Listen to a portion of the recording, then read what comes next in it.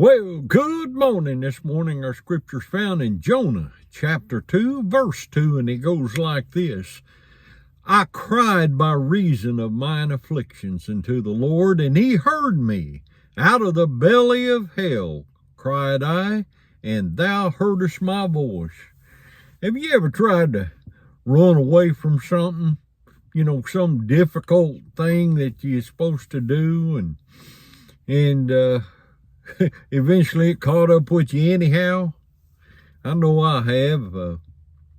Boy, I tell you what, Jonah's story is a good illustration of this. You can run, but you can't hide. I know, I tried. You can't hide from God.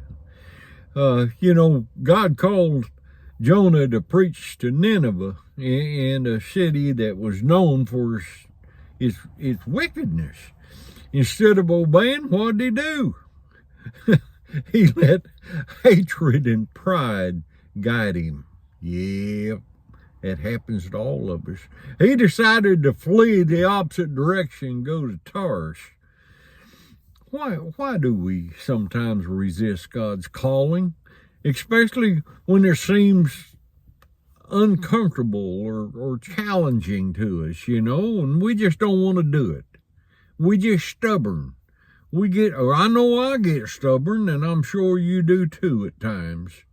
Jonah's decision to run away from God's command brought about a deadly storm. And the sailors, they was fearing for their lives, and eventually just threw Jonah overboard. And that big old fish come swallowed him up. Yeah, and it's all because of disobedience. Now let me ask you, what ways do you find yourself resisting God's call in your life?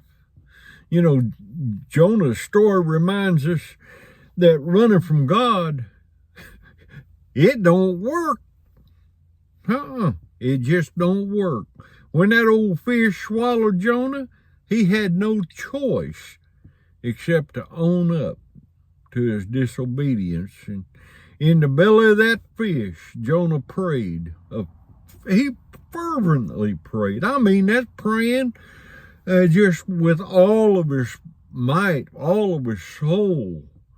He cried out for mercy. And guess what? Yeah, God heard his cry. And he spit Jonah out. And,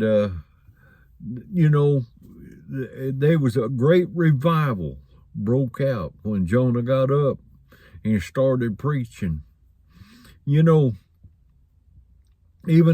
in our moments of rebellion, God's love and purpose remain steadfast. So folks, you may run, but you can't hide from God. When he places a calling on your life, don't run, accept it and ask him to help you, and he'll see you through. Well, I hope this encourages someone today. May God richly bless you. I love you, but better yet, Jesus loves you. Yeah. He died on that cross for us, and we'll see you soon. Bye-bye now.